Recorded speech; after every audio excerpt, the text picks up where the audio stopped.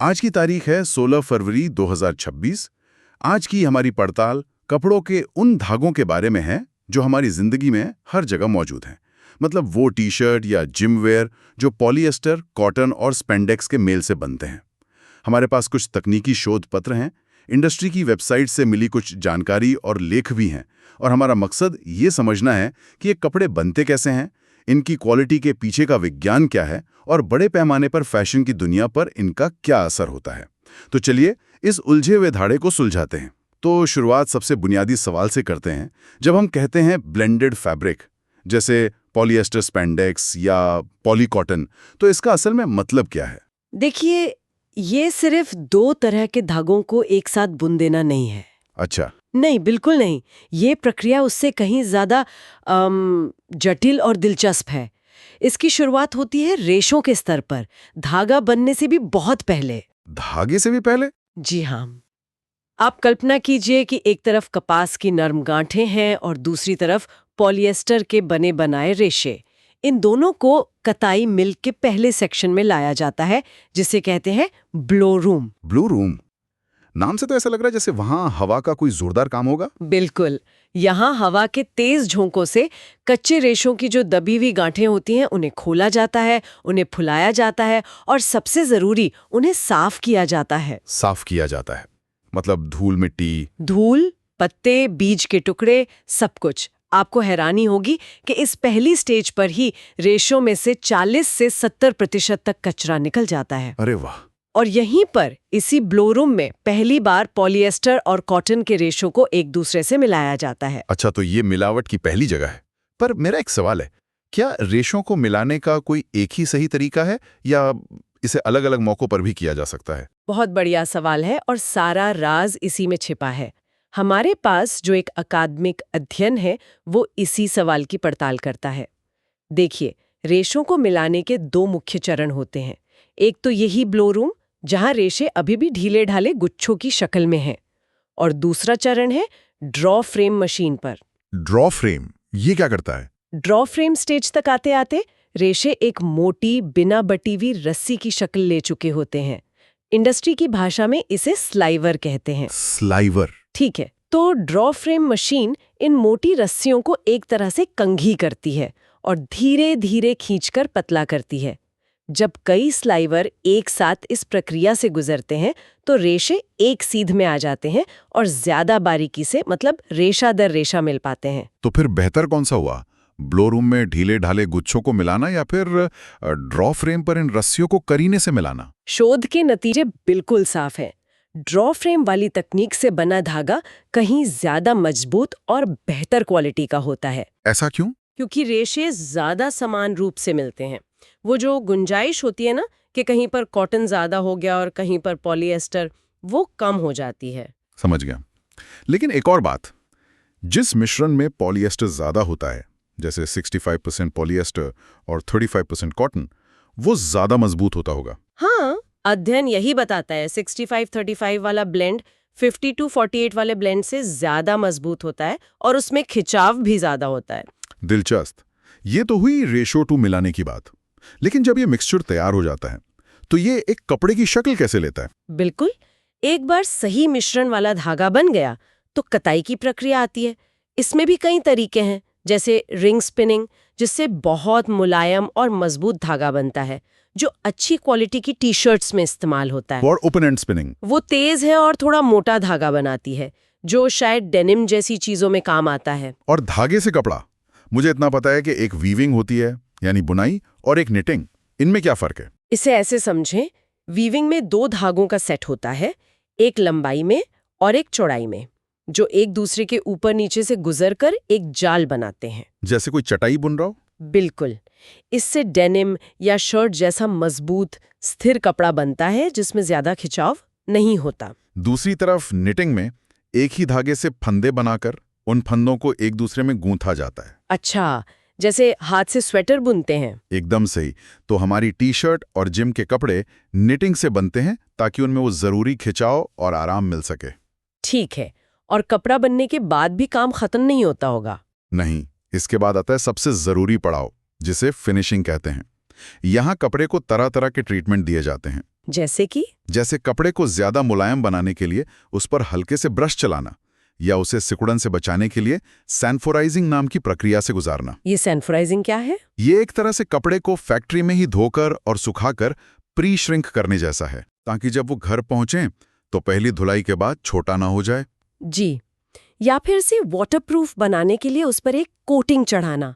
इन finishing प्रक्रियाओं में से एक का जिक्र हमारे स्रोतों में बार बार हुआ है, हीट सेटिंग। ये क्या बला है और ये इतनी जरूरी क्यों है? हीट सेटिंग खासकर उन कपड़ों के लिए बहुत जरूरी है जिनमें पॉलिएस्टर जैसा सिंथेटिक रेशा होता है। पॉलिएस्टर की एक खासियत है कि वो गर्मी पाकर अपनी शक्लें याद रख सकता है। अच्छा। तो हीट सेटिंग में कपड़े को एक तय तापमान पर, आमतौर पर करीब 190 डिग्री सेल्सियस पर कुछ देर के लिए गर्म किया जाता है। इससे कपड़ा अपनी डायमेंशन, मतलब अपनी लंबाई चौड़ाई को लॉक कर लेता है। तो वो सिकुड़ता या फैलता नहीं है। हाँ, और उस पर सिलवटें भी कम पड़ती हैं। सुनने में तो ये बहुत फायदेमंद लग रहा है।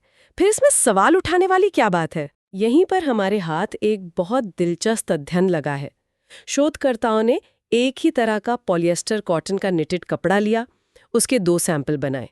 एक को 190 डिग्री पर हीट सेट किया गया और दूसरे को इस प्रक्रिया से गुजारा ही नहीं गया। और नतीजे?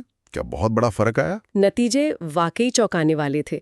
जिस कपड़े को हीट सेट किया गया था उसमें कुछ फायदे तो दिखे।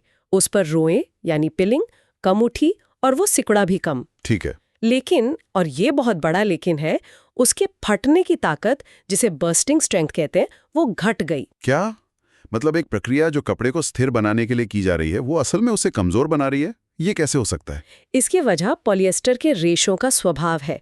पॉलिएस्टर 150 डिग्री सेल्सियस से ऊपर अपनी आणविक संरचना की मजबूती खोने लगता है। और हीट सेटिंग हो रही थी 190 डिग्री पर। जी हाँ, इस तेज गर्मी ने पॉलिएस्टर के रेशों को थोड़ा कमजोर कर दिया, जिससे पूरे कपड़े की ताकत कम हो गई। ये तो कमाल की बात है। तो फिर उस कपड़े का क्या हुआ जिसे हीट सेट नहीं किया गया था? क्या वो बहुत ज्यादा सिकुड़ गया? यही तो सबसे दिलचस्प बात है। हाँ, वो बिना हीट सेट वाला कपड़ा थोड़ा ज्यादा सिकुड़ा। लेकिन उसकी सिकुड़न फिर भी कमर्शियल स्टैंडर्ड, जो कि आमतौर पर 5% होता है, उसके अंदर ही थी। मतलब वो बाजार में बेचने के लिहाज से बिल्कुल सही था। बिल्कुल।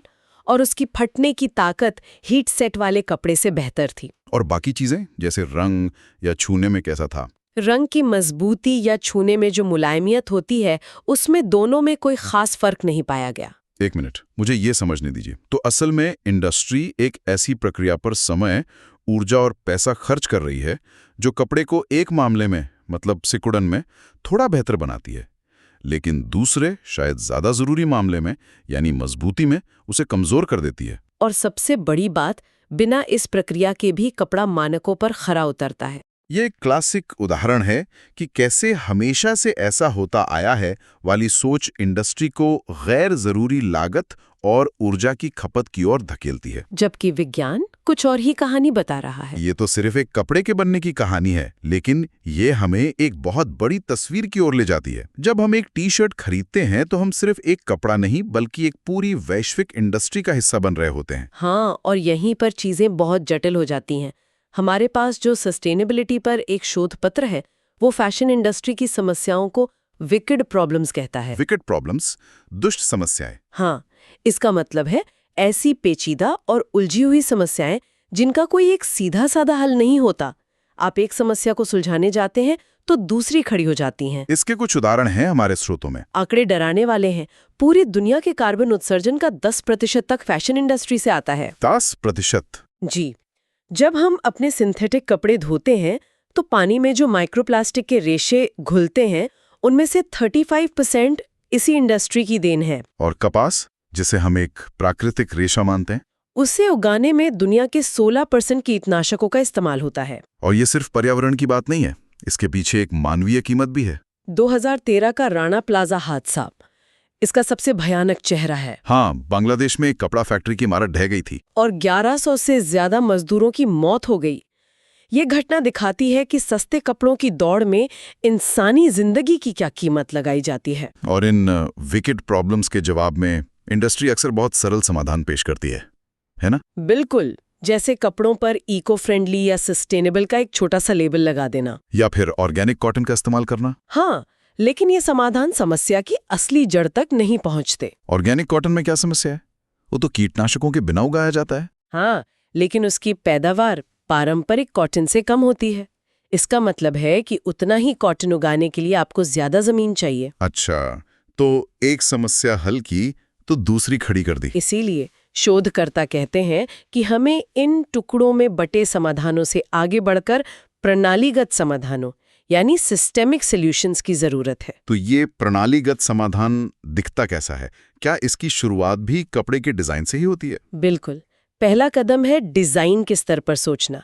ऐसे कपड़े बनाना जो सालों साल चले। सिर्फ मजबूती में ही नहीं बल्कि डिजाइन में भी। हाँ, ऐसे स्टाइल बनाना जो टाइमलेस हो, यानी वो 2 महीने बाद फैशन से बाहर न हो जाए। दूसरा बड़ा कदम है मोनो मटेरियल को बढ़ावा देना। मोनो मटेरियल मतलब एक ही तरह के रेशे से बना कपड़ा। जी, जैसे 100% कॉटन या 100% पॉलिएस्टर। क्योंकि जब कपड़ा एक ही चीज से बना होता है तो उसे रिसाइकिल करना बहुत आसान हो जाता है। और असली सरदर्द तो ब्लेंड्स में होता होगा। हाँ, जब कॉटन और पॉलिएस्टर जैसे रेशे आपस में गुंथे हों, उन्हें अलग करना लगभग नामुमकिन होता है, या होता था। मतलब अब कोई तरीका है? जी, अब कुछ नई और बहुत उम्मीद जगाने वाली तकनीकें आ रही हैं। हमारे स्रोतों में आयन सेल जैसी एडवांस्ड केमिकल रिसाइकलिंग टेक्नोलॉजी का जिक्र है। आयन सेल ये क्या करती है? ये एक खास तरह के आयोनिक लिक्विड का इस्तेमाल करके कॉटन पॉलिएस्टर के मिश्रण में से सेल्यूलोज यानी कॉटन को घोल देती है, जबकि पॉलिएस्टर ठोस का ठोस रह जाता है। तो ये रेशों को अलग अलग कर देती है? हाँ, और सबसे अच्छी बात यह है कि उस घुले हुए कॉटन से दोबारा एकदम नई उच्च गुणवत्ता वाली वर्जिन क्वालिटी की रेशे बनाए जा सकते हैं। ये तो कमाल है। तो ये तकनीक की बात हुई, क्या बिजनेस के स्तर पर भी कोई बदलाव दिख रहा है? हाँ, अब पारंपरिक ज्यादा बेचो सस्ता बेचो वाले फास्ट फैशन मॉडल को चुनौती देने वाले नए बिजनेस मॉडल आ रहे हैं।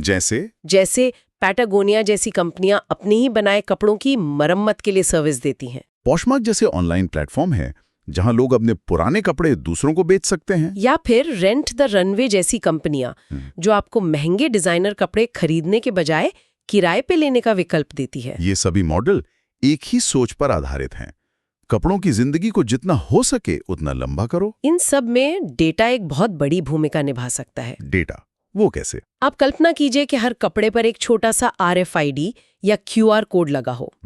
जब आप उसे अपने फोन से स्कैन करें तो आपको उसकी पूरी जन्म कुंडली पता चल जाए। मतलब ये किन रेशो से बना है, इसका ब्लेंड रेशियो क्या है, इसे किस फैक्ट्री में बनाया गया, इसे कितनी बार धोया जा चुका है, सब कुछ। और जब वो कपड़ा अपनी जिंदगी पूरी कर ले तब रिसाइकलिंग करने वाली कंपनी उस टैग को स्कैन करके 1 सेकंड में ये जान सकती है कि इस कपड़े का सबसे अच्छा इस्तेमाल क्या हो सकता है। क्या इसे दोबारा बेचा जा सकता है? या यह 100% कॉटन है जिसे आसानी से रिसाइकिल किया जा सकता है, या यह एक जटिल ब्लेंड है जिसे आयनसेल जैसी खास केमिकल रिसाइकलिंग की जरूरत है। ये पारदर्शिता पूरे कचरे के पहाड़ को एक कीमती संसाधन में बदल सकती है। सही कहा। तो हमने कच्चे रेशों से लेकर ब्लो रूम, ड्रॉ फ्रेम पर उनकी मिलावट और फिर हीट सेटिंग जैसे छोटे से लगने वाले लेकिन बड़े असर वाले फैसलों तक का सफर देखा। और फिर हमने जूम आउट करके देखा कि ये एक कपड़ा कैसे एक विशाल वैश्विक सिस्टम का हिस्सा है। और इसका समाधान एक ऐसे सिस्टम में है जिसे हमारे स्रोत सफिशिएंसी बेस्ड सर्कुलर इकोनॉमी कहते हैं। Sufficiency based